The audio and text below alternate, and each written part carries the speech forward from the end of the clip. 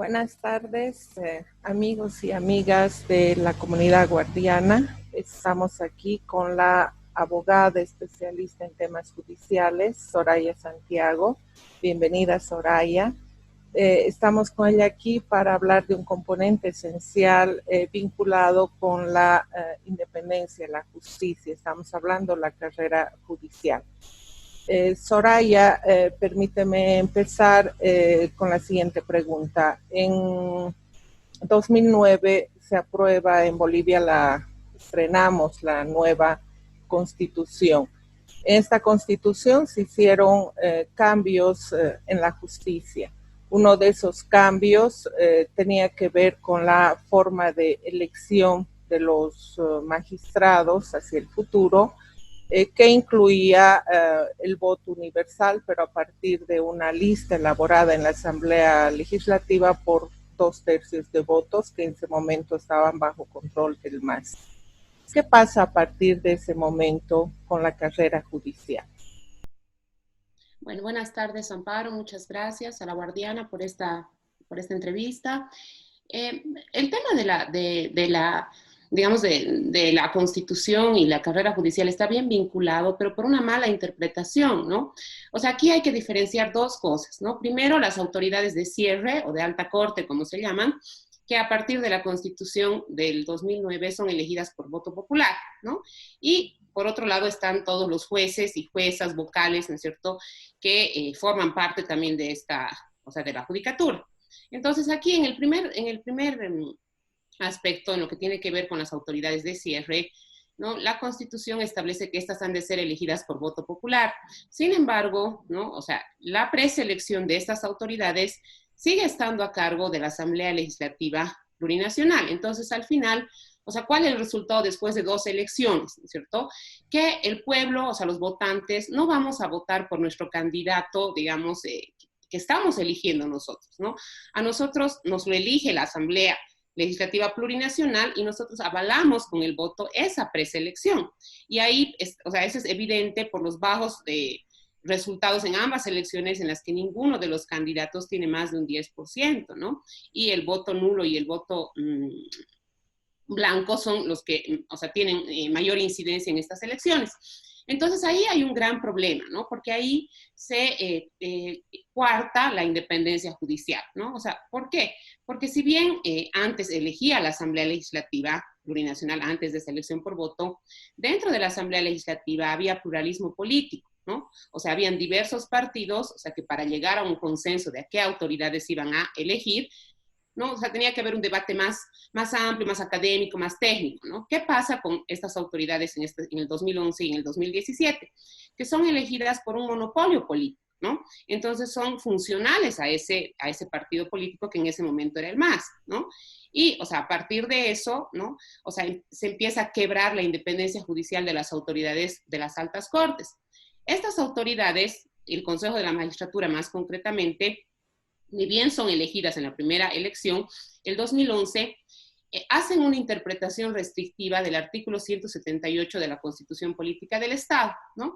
Y ellos establecen que la carrera judicial en Bolivia se estaba iniciando con la Constitución de 2009, lo cual no es evidente porque ya existía una carrera judicial previa a la Constitución Política del 2009.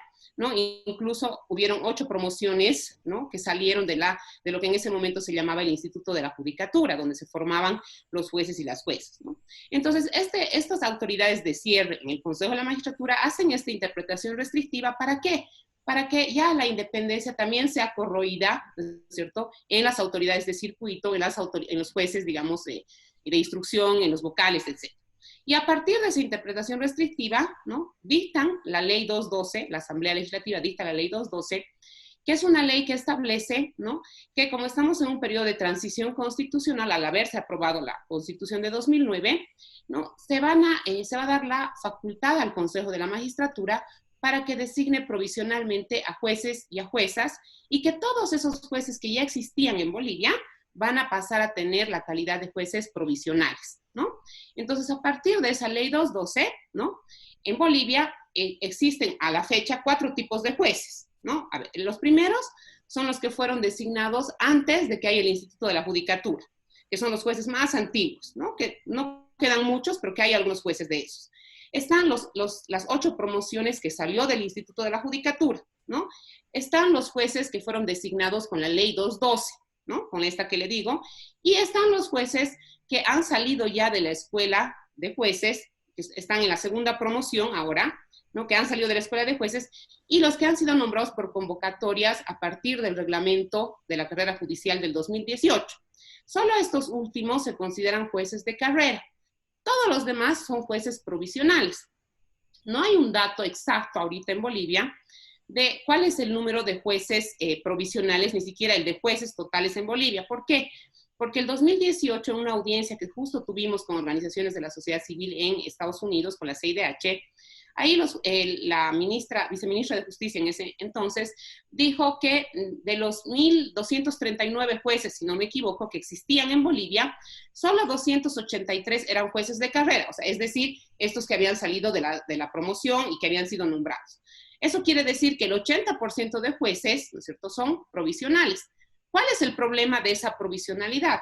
¿No? Que esa provisionalidad ha sido entendida, ¿no?, por digamos, por el gobierno anterior, bueno, incluso por el gobierno actual, ¿no es cierto?, como un mecanismo de libre remoción, ¿no? ¿Qué quiere decir? Es juez provisional, puede ser libremente removido y no tiene estabilidad laboral, ¿no? Eso atenta terriblemente contra la independencia judicial porque el juez no va a poder ser, no va a poder tener como techo a la Constitución y a las leyes, sino, ¿no es cierto?, al órgano que puede destituirlo en cualquier momento porque no tiene esa estabilidad laboral. Así, por ejemplo, hay varios casos ya, tal vez el más emblemático es que el 2018 el Consejo de la Magistratura manda una carta de agradecimiento a 86 jueces, diciéndoles, bueno, o sea, qué bien que hayan sido jueces hasta este momento, a partir de esta carta cesan en sus funciones, ¿no? Entonces, esa provisionalidad, ¿no?, ha sido utilizada para que no exista independencia judicial cuando hablamos de los jueces de circuito, ¿no es cierto? Y cómo se ha llegado a eso a partir de esa interpretación restrictiva que hace primero el Consejo de la Magistratura y luego el Tribunal Constitucional Plurinacional, cuando estos jueces destituidos, o sea, acuden a un amparo constitucional, el tribunal dice que como son jueces provisionales, no tienen las garantías de estabilidad de la carrera judicial. Entonces, estas autoridades de altas cortes, ¿cierto?, han destruido la independencia de las autoridades de circuito y por eso en este momento no hay en Bolivia ni independencia judicial en cortes de cierre, ni independencia judicial en, digamos, jueces de circuito o jueces de instrucción o de primera instancia. Lo que pasa es que los jueces, o sea, se hace una interpretación restrictiva por parte del Consejo de la Magistratura del artículo 178 de la Constitución. Y se dice la carrera judicial en Bolivia va a empezar con esta Constitución, ¿no? Por lo tanto, los otros jueces que estaban antes ejerciendo sus funciones son provisionales. Esa interpretación es avalada por el Tribunal Constitucional Plurinacional. No recuerdo el número de sentencia, pero la puedo buscar y se la paso, ¿no? Ahora, en este momento, ¿qué se puede hacer, no?, con los jueces digamos, de instancia o de instrucción, ¿no? Existen dentro de la carrera judicial lo que se llaman los niveles digamos, de ingreso a la carrera judicial, que uno es a partir de la formación en una escuela de jueces o a partir de una convocatoria, luego viene el de capacitación permanente y luego viene el de evaluación de desempeño. Entonces, ¿qué podría hacerse a partir digamos, del nuevo gobierno, de este gobierno tal? Es institucionalizar a todos estos jueces que son provisionales, porque no se los puede destituir, ¿no? ¿Por qué? Porque ya están ejerciendo sus funciones de jueces y están acompañados, ¿no es cierto?, o sea, de los mecanismos, de los estándares que tienen los sistemas interamericano y también universal de derechos humanos.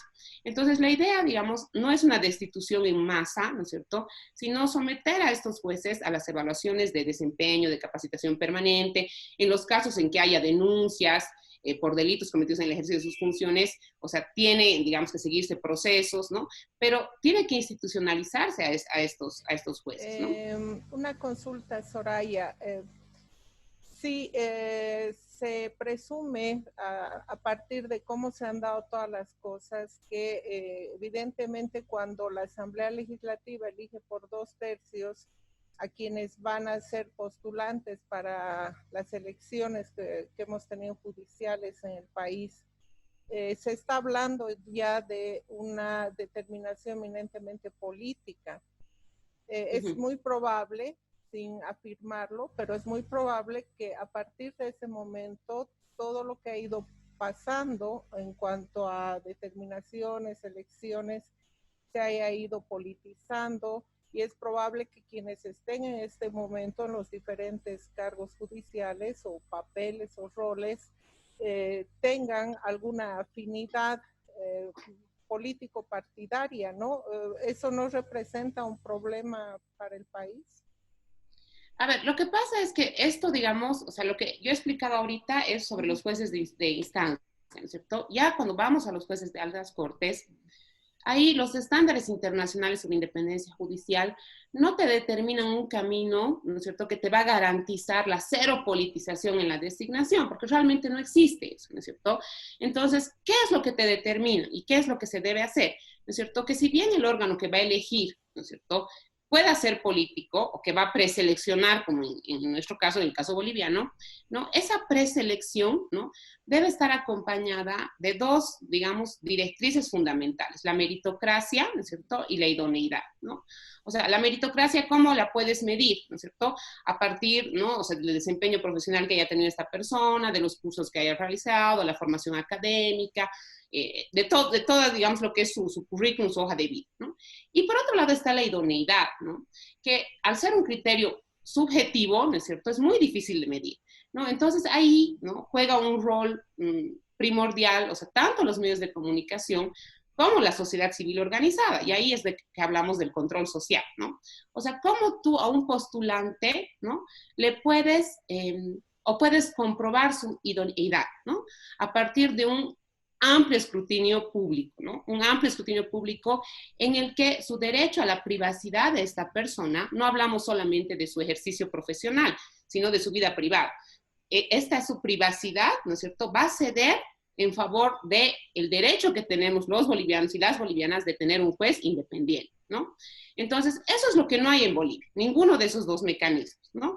O sea, no hay una comisión, digamos así, o una misma, digamos, comisión dentro de la propia Asamblea Legislativa que establezca un reglamento, ¿no?, en el que se va a dar preeminencia a digamos, la carrera meritocrática de la persona, y además se va a permitir, ¿no es cierto?, que la sociedad civil y los medios de comunicación, o sea, tengan un amplio escrutinio público de esta persona antes de que sea designada juez, ¿no es cierto? Entonces, a partir de esos dos mecanismos, ya no importa qué órgano escoja, ¿no es cierto?, sí va a poder haber un control de la sociedad al momento de la preselección, ¿no?, que es lo que no ha ocurrido ni antes ni después en Bolivia, ¿no? Sobre este último punto, el 30 de junio, si no me equivoco, el 2011, se aprobó desde el Tribunal Electoral una reglamentación sobre cómo había que manejar la información vinculada a las entrevistas, en general información sobre los candidatos, ¿no? Pareciera que ese reglamento va en contra totalmente de lo que acaba de decirme.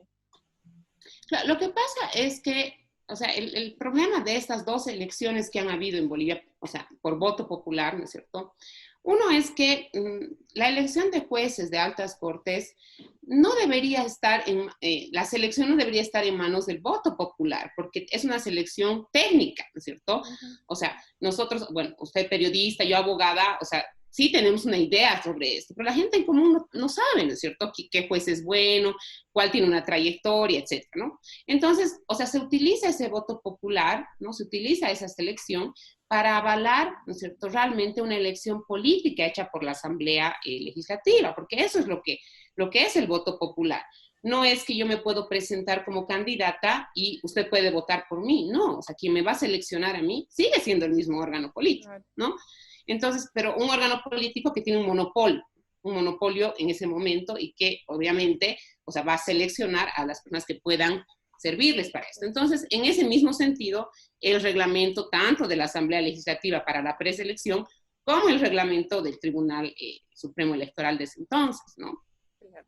Una última consulta, Soraya. De todas las prognosis, si tuvo oportunidad de leer las propuestas en la parte judicial de los candidatos a las elecciones, si Sí. cree que entre estas propuestas hay propuestas integrales para atacar este problema sobre el que acabamos de hablar, de tal manera de tratar de tener una justicia lo más independiente posible o totalmente.